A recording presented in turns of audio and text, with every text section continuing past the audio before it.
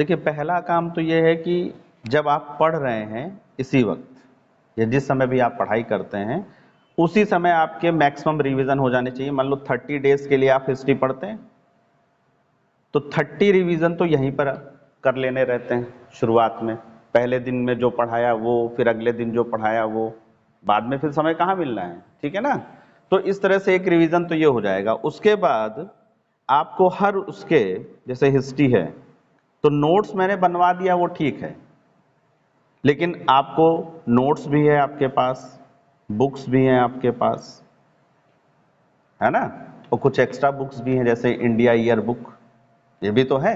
तो मैंने कहा था ना कि जैसे इंडिया ईयर बुक है तो इंडिया ईयर बुक जो सब्जेक्ट वाइज जो उसमें पोर्शन है, जैसे इकोनॉमिक्स का पोर्शन है तो इकोनॉमिक्स के साथ रिवाइज करिएगा। इंडिया ईयर बुक एक साथ मत रिवाइज करिएगा। अभी भी जब रिवीजन करिएगा इंडिया ईयर बुक का तो जब इकोनॉमिक्स वाला पोर्शन आए तो ताकि वो रिलेट होगा और याद भी रहेगा। वरना आप इंडिया ईयर बुक अलग रिवाइज कर रहे हैं और इकोनॉमिक्स अलग रिवाइज कर रहे हैं तो फिर नहीं होगा। करंट अफेयर्स का भी वही करना पड़ेगा। अब देखिए इकोनॉमिक्स रिवीजन कैसे करना है। नोट्स का रिवीजन आपका 4 डेज चाहिए, लेकिन मैं 5 दिन मान के चल रहा हूं, 5 से 6 दिन, क्योंकि उसमें आपको और क्या करना है, इंडिया ईयर बुक कि वो चैप्टर जो इकोनॉमिक्स से रिलेटेड है वो भी इसी समय पढ़ने, समझ गए। और जो 14 मैगजीन्स हैं उसमें इकोनॉमिक्स का जो पोर्शन है उसको भी इसी के साथ कर लीजिए। इसीलिए आजकल टेस्ट वगैरह भी इसी हिसाब से होते हैं, उसमें करंट अफेयर्स भी साथ में रहता है ना। तो अगर रिवीजन का तरीका ये है आपका, ठीक है। और सबसे बड़ी चीज है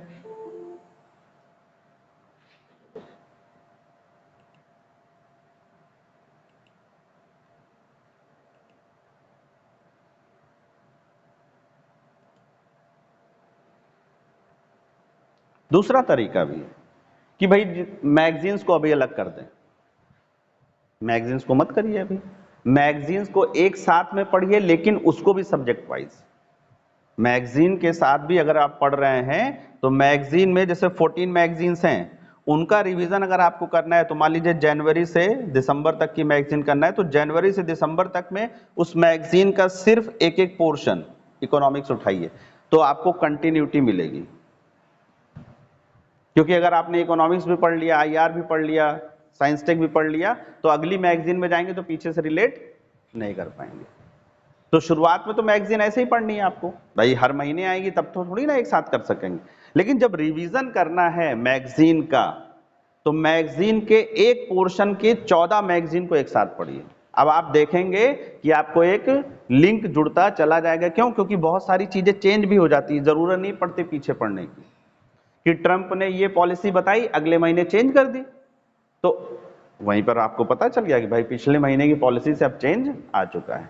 या यूक्रेन वाला पोर्शन आपने पढ़ना शुरू किया तो जनवरी से पढ़ना शुरू किया, दिसंबर तक में जितने चेंजेस हैं एक साथ पढ़ लिया आपने। पॉलिटी में कोई चीज जनवरी में आई और दिसंबर में क्या तक हो गया उसके बीच का वो एक साथ हुक्मा होगा। तो मैगजीन को इसी तरह रिवाइज करना है। अगर इस तरह करेंगे तभी सबसे बेहतर तरीके से मैगजीन्स की चीजें आप वहां पर प्रेजेंट कर पाएंगे। वरना अगर आपने एक एक मैगजीन उठाई और पूरा पूरा पढ़ा तो अगली मैगजीन में जब जाएंगे तो पीछे की चीजें भूल चुके होंगे। तो मैगजीन को इसी तरह से रिवाइज करिए। जब भी करंट अफेयर्स पढ़िए, इसीलिए देखिए साल भर की करंट अफेयर्स जब आती है तो क्या करते हैं, साल भर का इकोनॉमिक्स एक जगह, साल भर का पॉलिटी एक जगह, करते हैं कि नहीं करते हैं। तो वो तरीका आपको अपनी मैगजीन में भी तो अपनाना पड़ेगा। और अगर साल भर आपने मैगजीन्स नहीं पढ़ी तो पढ़ने में फिर टाइम लगेगा रिवीजन करने में। तो वो तो उन बच्चों के लिए होती हैं जो वनडे, केवल वनडे छोटे छोटे एग्जाम देने होते हैं। बाकी अगर आप साल भर मैगजीन नहीं पढ़ते हैं और सीधे वो वाली लेंगे तो या तो फिर आपका जीएस पूरा तैयार हो और 5 महीने केवल आप करंट अफेयर्स पढ़ें, तब हो सकता है, ठीक है। लेकिन जो एक एक मंथली मैगजीन होती है उसमें डिटेल्स दी होती है, स्टोरी भी लिखी होती है, और आप लोग फैक्चुअल मैगजीन उठा कर ले आते हैं। ट्रंप ने ये बोला, उनके साथ इतने समझौते हुए, उस समझौते के पीछे का कारण, स्टोरी देखिए कि मोदी जी मॉरिशस गए, फिर वहां पर हमने उनके साथ न्यूक्लियर डील करी, और वो तो एक एक, और वरना एक साथ एक जगह पर सारी दी होंगी, आपस में क्लैश हो जाता है। भाई मैगजीन करंट अफेयर वाली क्या करेगा, जितने हमारे न्यूक्लियर ट्रीटी हैं उनको एक जगह पे दे देगा, और आपने पहले से नहीं पढ़ा है कि कभी ऐसा कुछ हुआ भी है, तो वो सब आपस में हौच पौच हो जाएगा। ये तो मैगजीन को तो ऐसे ही पढ़ना है। उसके अलावा जो आप सब्जेक्ट पढ़ रहे हैं 100% है कि नोट्स और प्लस इंडिया ईयर बुक और प्लस आपकी बुक्स। अब इनको इतनी तेजी से कैसे रिवाइज कर सकते हैं, उसके लिए क्या है कि जैसे नोट्स, जो भी चीज आप पढ़ते हैं उसके बाद आप क्वेश्चन लगाते हैं, तो क्वेश्चन ठीक अगले दिन मत लगाइए, क्योंकि अगले दिन वही वाला आपका वोमिटिंग वाली आदत है कि अगले दिन तो सब याद रहता है। उसको लगाइए 2-3 दिन के बाद, तो आपको पता चलेगा कि यार ये वाले में कंफ्यूजन हो रहा है, ये वाला बहुत अच्छे से आता है। मतलब कि आपसे जैसे अभी पूछ दें कि ए के बाद क्या आता है, आप कहें बी, तो अब ABCD पढ़ने की जरूरत है, तो कुछ पोर्शन ऐसा होगा जो आपको अच्छे से आता है, तो उस वाले पोर्शन को चाहे टिक लगा लें या चाहे छोड़ दें नोट्स में, और जो पोर्शन आपको आता है, कंफ्यूजन होता है, उस पे आप 1 स्टार लगा दीजिए, ऐसे कि भाई ये वाला थोड़ा गड़बड़ होता है, हम जैसे साइक्लोन पढ़ रहे हैं उसमें कोई ऐसा पॉइंट होगा जो आपका कंफ्यूजन है, तो उस पे स्टार लगा दिया। कोई पॉइंट है कि आप तुरंत भूल जाते हैं बहुत ज्यादा, तो उसी हिसाब से कितना इंपॉर्टेंट है स्टार बढ़ाते चले जाइए आप। या फिर आपको पता है कि जो आपकी ओशनिक करंट्स होती हैं हर साल पूछी जानी, तो आप जहां कहीं पर भी आपके ओशनिक करंट्स हैं उन पर 5 स्टार लगा दीजिए। यानी जो चीज हर साल आने के चांस होते हैं उन पर आपको क्या करना है, 5 स्टार लगा देना है, ताकि जब लास्ट टाइम पे रिवीजन करने के लिए मान लीजिए वहां पर गए आप एग्जामिनेशन हॉल के पहले, आपको कहीं पर कुछ रिवाइज करना है, तो आप पूरा तो रिवाइज नहीं कर पाएंगे ना, तो आप पेज पलटेंगे, उसमें जो 5 स्टार वाली चीजें हैं उनको तेजी से देख लेंगे। या फिर ऐसी चीज जो फैक्ट है और आप भूल जाते हैं 10 दिन में 12 दिन में, उन पे स्टार लगा लीजिए, जैसे कि युद्ध, वॉर्स, बैटल्स। तो वहां एग्जामिनेशन हॉल के पहले या सुबह से या एक दिन पहले से आपको यही सब देखना है, फिर नया चीज पढ़ना ही नहीं है, तो पढ़ा हुआ चीज रहेगा तो उस पर उतने स्टार लगाइए। आपको पता होना चाहिए कि, और इसका कब होगा, जब आपने क्वेश्चन की रीडिंग कर रखी होगी, तो आपको पता है कि भाई इससे तो लगभग ये मान के चलिए कि चांसेस रहता है कि हमेशा क्वेश्चन आते हैं, तो करंट, ओशनिक करंट्स पे 5 स्टार लगा लिया आपने। एग्रीकल्चर, आपको पता है कि एग्रीकल्चर में जो वीट है, राइस है, इसका टेम्परेचर ये सब पूछ लिया जाता है, और ये फैक्चुअल चीज है, आप कंफ्यूज हो जाते हैं हमेशा, होते कि नहीं है, तो उस पर 5 स्टार लगा लिया आपने।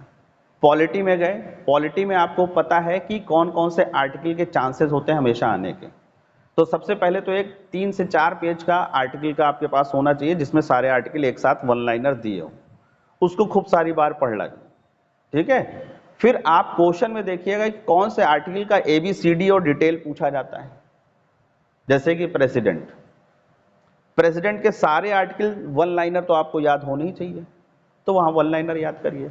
लेकिन जब फंडामेंटल राइट्स की बात आती है, मूलभूत अधिकार, तो उसके ABCD की डिटेल पूछ लेते हैं, तो वहां पर आपको क्या करना है, उसका ABCD का डिटेल पढ़ के रखिए। ये आपको पता होना चाहिए कि भाई फंडामेंटल राइट्स में ये पूछा जाता है। या फिर DPSP, DPSP में भी डिटेल पूछ लेते हैं, तो उसमें भी 5 स्टार लगा लीजिए। लेकिन जब हाई कोर्ट, सुप्रीम कोर्ट यहां पर जाएंगे तो आप देखेंगे कि वो सिर्फ वन लाइनर चीज उसमें से पूछ लेता है, बहुत ज्यादा डिटेल में नहीं जाता है, तो वहां पर आप उसको वन लाइनर पढ़ना है। अब हर चीज को डिटेल में पढ़ेंगे तो फिर याद नहीं होगा, तो पढ़ना शुरुआत में सब है, जब एग्जाम देने जाना है तो कौन कौन से आर्टिकल हमेशा पूछे जाते हैं, जैसे 1 से लेके 9 तक के भी कई बार पूछे जाते हैं, तो उनको वन लाइनर याद रखिए कि एक लाइन में कि एक आर्टिकल 1 में क्या है, 2 में क्या है, 3 में क्या है, और ये भी याद रखना है कि किसमें पाकिस्तान की बात करी गई, किसमें नहीं करी गई। उसमें डेट पूछ लेता है कि कितनी जुलाई के बाद यहाँ आने वाले भारतीय हैं और कितनी जुलाई के पहले वहां जाने वाले पाकिस्तानी कहलाएंगे, ये डेट पूछ लेगा फिर आपसे। या उसमें पूछ लेता है कि जो स्टेट होता है, राज्य, उसमें क्या क्या आता है, वो ये पूछेगा। या फिर आपकी जैसे पॉलिटी में वो आपके होते हैं रिट्स डिटेल में पढ़नी होगी। आर्टिकल तो पता ही होना चाहिए, और यूपीएससी और प्लस जो आपका रिजर्वेशन दिया हुआ है ना, माइनॉरिटी का रिजर्वेशन वगैरह जो आपका पार्लियामेंट में विधानसभा में दिया है, उसका तो ABCD आपको याद होना चाहिए। तो उस पर स्टार लगा के रखिए उस तरह से, कहां पर जो है किसके लिए कौन सा रिजर्वेशन दिया हुआ है, वो स्टार इस तरह से लगाने हैं आपको, पूरा नहीं पढ़ना है। और आपको पता है कि उसमें राजभाषा के कई बार पूछ लिया जाता है, मातृभाषा पे, तो वो जो आर्टिकल दिए हैं उन पर स्टार लगा लीजिए। और आपको पता है कि ये आर्टिकल हमको याद हो चुका है कि आर्टिकल 17 में क्या है, तो अब उसको दोबारा पढ़ने की क्या जरूरत है, स्पीड में देख के निकल जाइए। जो आप भूल जाते हैं उनको फिर से रिवाइज करिए।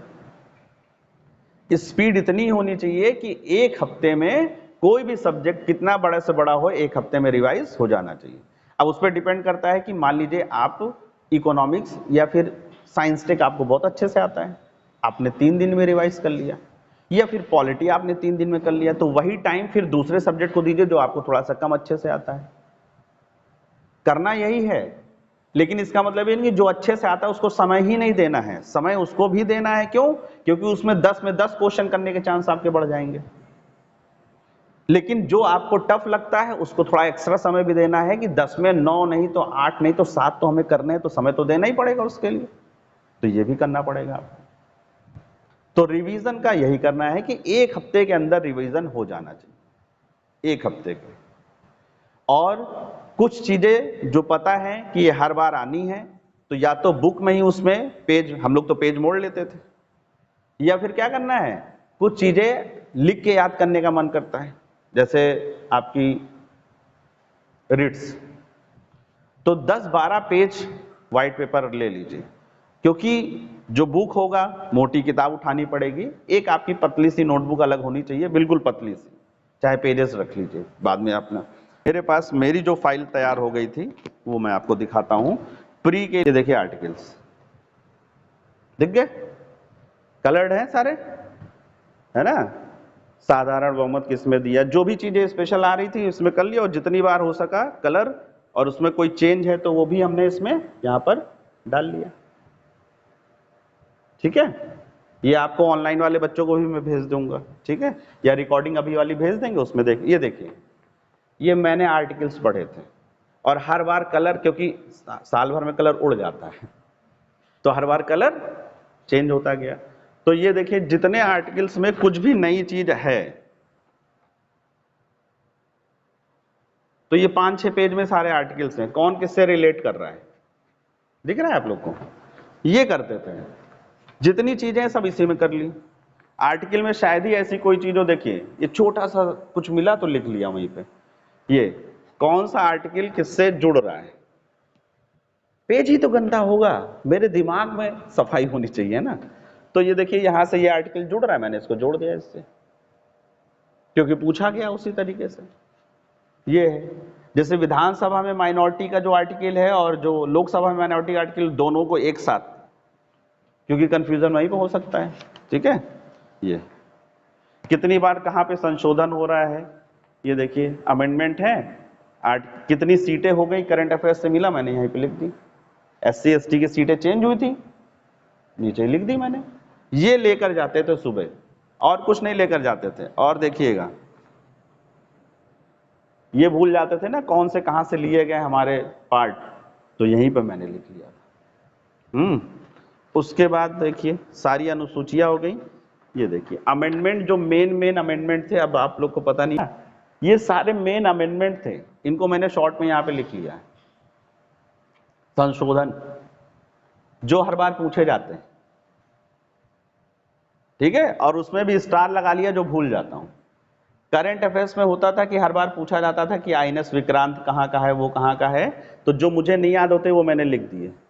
फिर राष्ट्रीय दल कितने हैं, उसके लिए क्या कितनी वोटिंग चाहिए, जो नहीं लिख लिया यहां पर, क्योंकि मालूम है कि यही कंफ्यूजन होता है और हम इसी में गलत कराते हैं। तो अपना जो भी आप गलत हो रहा है उसको लिख लिया आपने। तो ये सुबह सुबह ऑटो में बैठे हुए हैं और हम क्या कर रहे हैं, मेरा तो ऑटो में यही बैठे बैठे काम होता था। करंट अफेयर्स में जो भी चीज नहीं आ रही है। और तो और क्या किया मैंने, मैगजीन में कोई चीज मिल गई जो इसके काम की थी, उसको फाड़ लिया। देखिए मैप में बहुत सारी चीजें कर ली, मैप लेकर गए और वहां पर देख लिया, फिजिकल मैप भी और ये भी, ये मैगजीन में से फाड़ लिया। तो कम से कम 20, 25, 30 पेज आपके पास होने चाहिए जो आप सुबह रिवाइज करें उठकर, है ना, और वहां जो ब्रेक होता है उसमें रिवाइज करें। कोई टेंशन नहीं रखनी है क्योंकि अब पढ़ा हुआ पढ़ना है आपको, ये है। या फिर करंट अफेयर्स के ऑडियो नोट्स बना लीजिए खुद, या कोई आप जिसको सुनते हैं उसको सुनिए, उसको सुनते हुए जाइए, टाइम वेस्ट नहीं करना है। तो एक एक हफ्ते में रिवीजन करिए, जैसे आज जो पढ़ा है कल क्वेश्चन ना सॉल्व करिए उसका, एक दिन बाद करिए। कल पहले जो दूसरा टॉपिक है पढ़ लीजिए, फिर पहले वाले का क्वेश्चन सॉल्व करिए। और जैसे ही क्वेश्चन सॉल्व कर रहे हैं आप, तो उसमें अगर एक्सप्लेनेशन दिया है तो उसको तुरंत पढ़ लीजिए, वो दिमाग से फिर नहीं जाएगा। क्योंकि जो क्वेश्चन आपका गलत हो गया है उसका जो एक्सप्लेनेशन है फिर आप भूलेंगे नहीं। एक्सप्लेनेशन जरूर पढ़िए, और वो एक्सप्लेनेशन केवल उनके लिए अच्छा होगा जिन्होंने नोट्स भी पढ़े हुए। कुछ बच्चे क्या करते हैं, केवल क्वेश्चन लगाते हैं, तो उनके लिए फायदेमंद नहीं है। आपने क्योंकि उसके बारे में पढ़ रखा है, और मान लीजिए उसमें कोई नया पॉइंट दिया है कि शाहजहां का एक और पुत्र था शाह शुजा, तो 3 तो आपको पता थे, एक और पता चल गया। या कोई एक नया युद्ध दे दिया उसमें, तो आपको तुरंत याद हो जाएगा क्योंकि आपने पढ़ाई कर रखी है। उन बच्चों को नहीं याद होगा जिन्होंने साल भर नहीं पढ़ा, आप सीधे क्वेश्चन लगा रहे हैं बैठ के, उनके लिए दिक्कत है। जो लगातार पढ़ रहा है उसको कुछ भी मैं नया पॉइंट बता दूंगा, वो तुरंत ग्रैस्प करके उसको याद कर लेगा। जिसने टेम्परेट और ट्रॉपिकल साइक्लोन बहुत बार पढ़ रखा है, उसमें नई चीज बताऊंगा तो उसको याद हो जाएगी। जिसने रिवाइज ही नहीं किया उसको नहीं याद होगी। तो एक एक हफ्ते का ये बनाइए, और फिर जनवरी से टेस्ट शुरू हो जाएंगे, है ना। उनको हर हफ्ते के हिसाब से सब्जेक्ट वाइज टेस्ट होंगे, उसी हिसाब से रिवीजन आपका करते चले जाइए। इसीलिए शुरुआत ही ज्योग्राफी से करते हैं हमेशा टेस्ट की। पहले ज्योग्राफी, इन्वायरमेंट, फिर उसके बाद हिस्ट्री, है ना, फिर उसके बाद पॉलिटी, और इकोनॉमिक्स सबसे बाद में से रखते हैं क्योंकि करंट अफेयर्स में कुछ चीजें मार्च में जुड़ जाती हैं। तो उसका सीक्वेंस भी इस हिसाब से बनाते हैं हम टेस्ट का।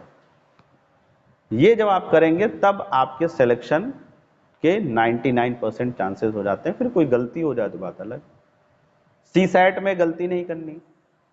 अगर आपकी मैथ अच्छी है, मतलब मैथ आती है, तो मैथ सबसे पहले लगाइए, और उसके बाद जो सेंटेंस वाले क्वेश्चन करने हैं उसमें 4 होंगे, उसमें से 2 बिल्कुल इजी होंगे। अगर 2 नहीं समझ में आ रहे तो उनको करना नहीं है, माइनस मार्किंग रहती। अपने आप को दिखाना नहीं कि हमने अब सेंटेंस पढ़ लिया तो हम चारों क्यों ना करें। यही तो यूपीएससी देखना चाहता है कि कौन समझदारी दिखाता है।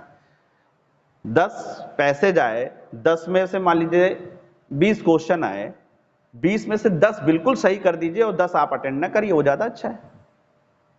और आपने सारे अटेंड किए और गलत हो गए, तो अब किसी ने 11 सही किए और 9 गलत कर दिए, तो उसके तो 8 पहुंच जाएगा ना, 3 माइनस हो जाएंगे ना क्वेश्चन। तो ये है, ठीक है, इस तरह की चीजें। तो रिवीजन का स्पीड आपकी ये होनी चाहिए कि ये तभी हो सकता है जब आपने क्वेश्चन रीडिंग कर रखी हो। क्वेश्चन सॉल्व भले ना करें, रीडिंग बहुत अच्छे से आपकी होनी चाहिए जी। और टेंशन नहीं लेनी है कि अब पिछला सब्जेक्ट याद नहीं आ रहा है। आपने अच्छे से पढ़ के रखा हुआ है ना, तो एग्जाम में याद आ जाएगा। फिर इसीलिए तो है कि आप क्या कहते हैं, सर ऑप्शन बता दीजिए। तो अगर आपने ऑप्शंस पहले से पढ़ रखे हैं, आपके ब्रेन में कहीं पर अच्छे से हैं, तो वहां पर फिर याद आ जाएंगे। और वही करना है ना, जो भूल रहे हैं उसको क्या करना है, बार बार रिवाइज करना है। अगर आप ओशनिक करंट, जैसे मेरा क्या था कि ज्योग्राफी रिवीजन करना है तो भाई ओशनिक करंट पढ़ लो, एग्रीकल्चर पढ़ लो, इरिगेशन के एरियाज पढ़ लो, कितने हेक्टेयर में कौन सा प्रोजेक्ट होता है। बाकी चीजें मुझे याद रहती थी। बाकी अगर वो पूछ रहा है कि जो है नॉर्थ हेमिस्फीयर में विंड किधर को जाती है, तो हमें तो पढ़ने की जरूरत नहीं है, हमें पता है। कोरियोलिस फोर्स कहाँ पे जीरो होता है, कहाँ पर मैक्सिमम होता है, वो हमें पता है, तो दोबारा रिवाइज क्यों करें? क्यों उस पे एक एक लाइन आपका ब्रेन वर्क करता है। आप लाइन टू लाइन पढ़ेंगे ना तो थक जाएंगे, हर बार थकेंगे। तो अब पूरे पेज में 1 से 2 लाइन वो पढ़नी है जो आपको नहीं आती है। अगर एक व्यक्ति ने एक पेज में 10-20 लाइन लिखते हैं, 20 लाइन पढ़ी, और दूसरे व्यक्ति ने 20 पेज में से 2-2 लाइन वो पढ़ी काम की, तो वो आपसे तेजी से स्पीड से रिवीजन कर लेगा। आपके नोट्स में आपको पता होना चाहिए कौन सा आपको तैयार हो चुका है, कौन सा तैयार होना है, तो मोड़ दीजिए और नोट्स उठाइए और स्पीड में रिवाइज करिए। और स्पीड में तभी रिवाइज होगा जब आपको पता है कि इसमें से कौन सी चीज हमें आती है, कौन सी चीज हमें रुककर पढ़नी है। ये जैसे आपका आर्ट एंड कल्चर है, हो सकता है आर्ट एंड कल्चर आपको बार बार लाइन टू लाइन पढ़ना पड़े, टफ होता है। लेकिन ज्योग्राफी ऐसा नहीं होगा, पॉलिटी में ऐसा नहीं होगा, हिस्ट्री में ऐसा थोड़ी ना होगा कि हर बार लाइन टू लाइन पढ़ रहे हैं हम चीजें। और कंपैरिजन करते चलिए, अलाउद्दीन खलजी पढ़ रहे हैं तो दूसरे वाले खलजी से कंपेयर करिए, सैयद पढ़ रहे हैं तो पीछे का सोच, जब तक आप पीछे की चीजों को उस समय रिकॉल करिए, है ना। जैसे ही आपने आगे चलकर कोई दीवाने इंशा पढ़ा, है ना, तो पीछे कहीं पर कहां पर क्या था अगर नहीं आता था तो नोट्स तुरंत खोलिए और देखिएगा।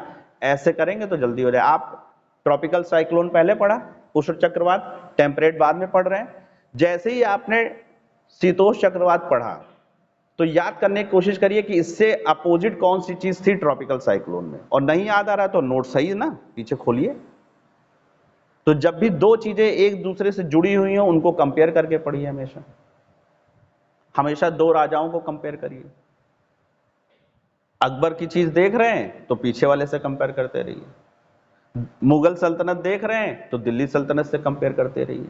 जब आप कंपेयर करते जाएंगे तो वो सबसे अच्छा तरीका, क्योंकि वहां पर भी तो वो क्या करता है, एक सेंटेंस दिल्ली सल्तनत का, एक मुगल सल्तनत का, दोनों को पलट देता है। ये ऐसे करना पड़ेगा और बस फ्रेश रहना पड़ेगा। ब्रेन स्टॉर्मिंग होगी, 1 घंटे में हो सकता है सर में दर्द होने लगे, लेकिन बंद करिए, व्हाइट बोर्ड छोटा सा रखिए, उसमें जो चीजें अभी पढ़ी हैं उनको बस हल्का सा रिकॉल करिए, जो चीज नहीं याद आ रही उसको लिख दीजिए, शाम तक में 2-3 बार उसको देख लीजिए, हटा दीजिए। ये सब करना पड़ेगा। तो एक छोटा व्हाइट बोर्ड तो आपके रूम में होना चाहिए, क्योंकि हर बार पेज में लिखेंगे पेज भरते चले जाते हैं और दोबारा उनको देखने का भी नहीं होता। तो पेज तो वो बनाने हैं जो बार बार देखने। सबसे अच्छा है छोटा व्हाइट बोर्ड, इतना बड़ा सा आता है, मेरे पास है, हम घर पे अभी भी उसी से पढ़ते हैं आप लोगों को पढ़ाने के लिए, वो है घर पे रखा हुआ है, ठीक है ना। मेरे घर पे मेरा पढ़ाई का आइटम अभी भी रखा हुआ है। जैसे कुछ बच्चों ने कहा कि सर किताब ज्योग्राफी वाली यहाँ पे ले आइए, सविंदर सिंह वाली। आपको क्या लगता है मैं सर पढ़ते नहीं है? आप लोग भले ना पढ़ते हो, मैं तो डेली पढ़ता हूँ। आप लोग रिवाइज करके नहीं आते, मैं दिन में 3 बार रिवाइज करता हूँ, तो इसीलिए तो यहाँ पढ़ाने को हो जाता है। तो वो रिवीजन आपको करना है, जो मैं करता हूँ चीजों को रिवाइज रिकॉल, वो आपको करना है ना। ये है, तो ये है, ठीक है ना। दूसरा है कि आप देखेंगे कि एग्जाम का पैटर्न काफी चेंज हो चुका है। जब शुरुआत हुई तो चीजें फैक्चुअल थी, अब चीजें ऐसी आती हैं आपको लगता है कि इसमें क्या पूछ लिया है। उसकी वजह क्या है कि इस संसार में जो भी फैक्ट बना है वो किसी दार्शनिक ने ही बनाया है। उसकी एक फिलॉसफी थी कि समाज में महिलाओं के साथ ऐसा क्यों हो रहा है, तो उसने जब उस पर सोचा तो उसने कहा कि ये 5 कारण है जिसकी वजह से हो रहा है, तो वो 5 कारण उसने लिख दिए और आपने वो 5 कारण रट लिए। तो यूपीएससी क्या चाहता है, उन 5 कारणों के पीछे की फिलॉसफी दर्शन क्या है, वो ये पूछने लगा है। वो हर चीज के पीछे का दर्शन पूछने लगा है। और हमको लगता है दर्शन कुछ नहीं, दर्शन ही से तो साइंस निकल कर आई है। जितने दार्शनिक थे उन्होंने ही आज की सारा ज्ञान उनका ही दिया हुआ है, याद रखिएगा। तो अब आपको उनके दर्शन में जाना पड़ेगा। यूपीएससी उस लेवल पर चीजें पूछता है। सेकुलराइजेशन ऑफ द रिलीजन, यही तो आया था। तो ये कहीं पढ़ा हुआ नहीं मिलेगा, ये आप अपनी समझ से चीजों को उसमें लिखना सीखें। तो एक लाइन आप अगर आप देखिए, जैसे आप ट्रॉपिकल साइक्लोन पढ़ रहे हैं तो आपको मालूम है ये साइंस है, प्योर साइंस है, इसमें तो कुछ दर्शन की जरूरत ही नहीं है, कोई जरूरत नहीं है उसको दर्शन, उसके दर्शन में जाने की कोई जरूरत नहीं। लेकिन अगर आप इन्वायरमेंट पढ़ रहे हैं, कोई चीज वहां पर एक्सटिंक्ट हो रही है, तो उसमें जाइए कि कारण क्या है इसके एक्सटिंक्ट होने का। तब वो इन्वायरमेंट डाला ही इसीलिए गया है ताकि नया वाले जनरेशन में लोग इन्वायरमेंट का ध्यान रखते हुए डेवलपमेंट करें। तो जब तक आप चीजों के दर्शन में नहीं जाए, हर चीज में दर्शन नहीं होता पहले बता दें, है ना, लेकिन दर्शन से ही सारी चीजों की शुरुआत होती है। तो यूपीएससी हर चीज की फिलॉसफी पूछने लगा है। वो पूछता है कि महिलाओं के साथ अगर एक्सप्लॉयटेशन हो रहा है तो उसको दूर कैसे किया जाए। तो वो फैक्ट नहीं जानना चाहता है, वो चाहता है कि आपके क्या थॉट्स हैं, आपका दर्शन क्या है इस चीज को लेकर। तो इसीलिए जब अपनी चीजें उसमें आप लिखते हैं तो ज्यादा अच्छे नंबर मिलते हैं। तो उसके लिए सेल्फ एनालिसिस भी तो होनी चाहिए। आप आसपास घर में हो सकता है कि एक अलग तरह का एक्सप्लॉयटेशन आपको आसपास देखने को मिले, हो सकता है एक अलग तरह का तरीका आपके अंदर आए कि इस एक्सप्लॉयटेशन को ऐसे दूर किया जा सकता है। तो वो वहां पर लिखेंगे आप। जो किताब में लिखा है वो तो किसी दार्शनिक ने लिख ही दिया, उसी ने तो सोचा ना कि एक्सप्लॉयटेशन क्यों हो रहा है। भाई कोई सोसाइटी पितृ सत्तात्मक होती है कि मातृ सत्तात्मक लिख के थोड़ी ना आया था ऊपर से। किसी ने सोचा कि यार पुरुष ज्यादा जहां पर पावरफुल है वो कैसी सोसाइटी हो जाती है, पैट्रियार्कल। तब उसने उसको दर्शन में डालकर लिख दिया। फिर उसने सोचा कि इसके ड्रॉबैक्स क्या हैं और इसके बेनिफिट्स क्या हैं, फिर उसने लिख दिया। और धीरे धीरे लोग उसमें नई नई चीजें डालते चले गए। ये चीज है। आप डॉक्टर बनने जा रहे हैं तो डॉक्टरी का जो सिलेबस आया है, जिस किसी ने सोचा, उसने पहले दर्शन सोचा कि ये व्यक्ति मेरा जो मर गया है, मेरा जानने वाला, ऐसा क्या है इसके शरीर में जिसको अगर मैं सही कर देता तो ये बच जाता। तो वहां से बायोलॉजी और सारी चीजें मेडिकल साइंस निकल कर आई। तो वही दर्शन जब डॉक्टर को पता होगा तो डॉक्टर को यह पता होना चाहिए ना कि मैं डॉक्टरी इसलिए पढ़ने जा रहा हूं ताकि मैं बीमारों को सही करूंगा और उसके बदले में मुझे आय की प्राप्ति होगी। अब अगर वो यही सोच के जा रहा है कि बस मुझे आय की प्राप्ति करनी, पेशेंट का जो दर्शन है वो भूल गया, इसीलिए सारी चीजें हो रही। एक डॉक्टर का क्या होता है, उसकी दर्शन क्या है, पेशेंट को सही करना। तो हर चीज का वही है। एक जिला अधिकारी का दर्शन क्या है कि जिले को कैसे सही से चलाया जाए, वो इसलिए होता है। और आप सोचते हैं कि आप जिला अधिकारी बन के सब पे आदेश ठोकना है, हमको आदेश नहीं ठोकना है आपको। तो यूपीएससी इसीलिए इतना टफ है, ये जान लीजिए, और कोई वजह नहीं है। आप सोचते हैं आप चीजों को केवल रट लेंगे, उसके पीछे का दर्शन नहीं याद करेंगे, तो यूपीएससी में वो दर्शन पूछता है, वहां पर हर चीज का दर्शन पूछता है। प्रस्तावना का फिलॉसफी क्या है वो पूछता है कि आखिर प्रस्तावना प्रियम्बल हमारे कॉन्स्टिट्यूशन में क्यों रखा गया, उसके पीछे का जो दर्शन है वो जानना है, और वो यूपीएससी पूछता है। तो जब तक किसी भी चीज का दर्शन नहीं पढ़ेंगे तो आप एग्जाम क्वालिफाई नहीं कर पाएंगे, और इसीलिए वो बोरिंग हो जाता है क्योंकि आप उसको रटने लगते हैं। जी, अगर 4 आर्टिकल दिए हैं, चारों में कोई चीज दिया है, तो अगर ये सोचिए कि आखिर ये राष्ट्रपति के चुनाव में यही लोग क्यों रखे गए हैं, ये क्यों नहीं रख दिए गए, तब आप उसके अंदर जाएंगे, उसको चीर फाड़ करेंगे तो हमेशा के लिए याद हो जाएगा। और वरना आपने रट लिया।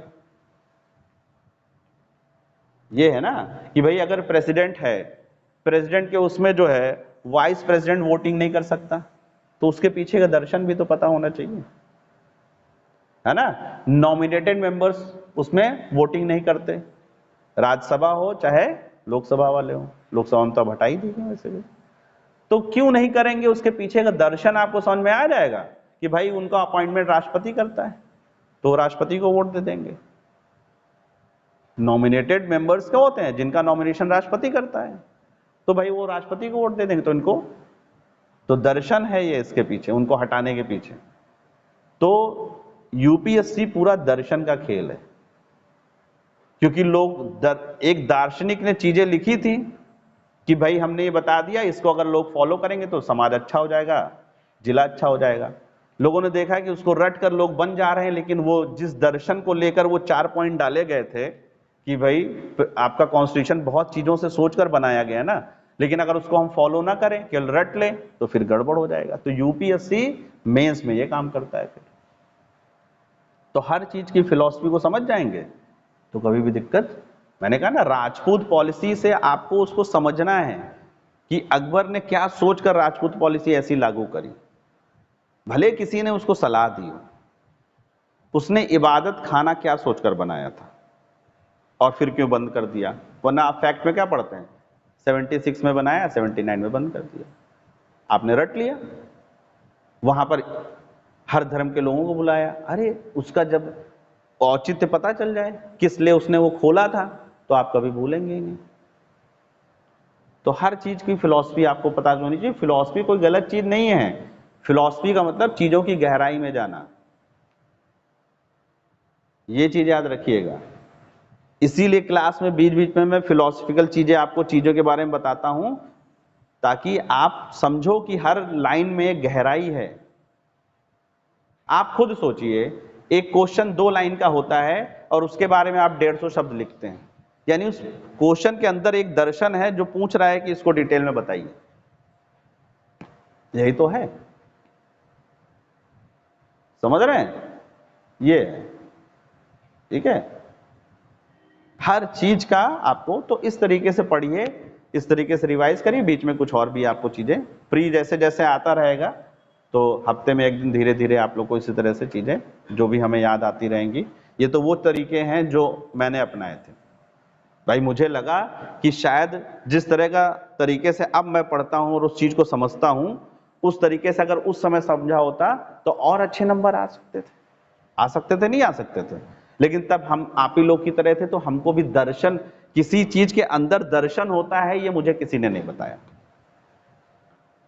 ये चीज खुद समझ में आई कि क्यों यूपीएससी ऐसा पूछ रहा है। कहीं लिखा ही हुआ नहीं था, ना किसी टीचर ने बताया कि आपको इस क्वेश्चन का दर्शन समझ लीजिए। जब मुझे बाद में समझ में आया, तो वे जैसे जैसे समझते गए वैसे वैसे नंबर बढ़ते हैं। फिर ये है। तो मुझे अब लगता है कि वो क्यों पूछ रहा है, मुझे तो कारण जानना है ना कि यूपीएससी ने क्वेश्चन क्यों पूछा। आखिर वो क्वेश्चन को फैक्ट ना पूछ के उसके अंदर की चीजें क्यों पूछ रहा है। तो उसके अंदर की चीजें पूछ रहा है क्योंकि अब आज जो नीड है उसके हिसाब से, क्योंकि लिखा तो रहता है माँ बाप की सेवा करनी चाहिए, और आपने रट लिया और आपने वहां लिख दिया और आपको नंबर मिल गए, लेकिन आपने भविष्य में यह काम नहीं किया, तो फिर उसका दर्शन बेकार हो गया ना। एक लिखा है कि हर नागरिक आपस में भाई बंधु है, आपने रट लिया, आपने वहां ये आंसर में लिख दिया, आपको नंबर मिल गया, आप आगे पहुंच गए, लेकिन उसके अंदर की जो फिलॉसफी थी उसको आपने आगे फॉलो नहीं किया, तो क्या फायदा हुआ उसका।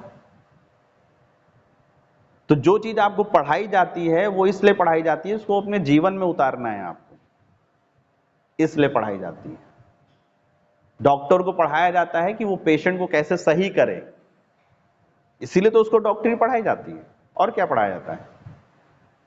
इंजीनियर को पढ़ाई इसलिए करी जाती है कि कैसे मजबूत बिल्डिंग बननी है, इसलिए उसको पढ़ाया जाता है। तो आपको इसलिए पढ़ाया जाता है कि कैसे जिला अच्छे से चले, कोई दंगा ना हो, लोगों की जीवन अच्छा से सुधरे। क्यों? क्योंकि आपको तो प्रियम्बल को लागू करना है ना, एक डिग्निफाइड लाइफ देनी है नागरिक को, तो सरकार की नीतियां इंप्लीमेंट तो आप ही करेंगे ना। तो जब तक दर्शन नहीं जानेंगे तो क्या होगा, वहां से पैसा आएगा, आपने अपना कमीशन अलग किया, आगे वाले को कमीशन दिया, आगे चलने दो, जो है हमें क्या लेने देना, जनता तो ऐसे ही चलती रहती है। तो इसीलिए देश का ऐसा हाल है, और कोई थोड़ी ना वजह है ना। आइए।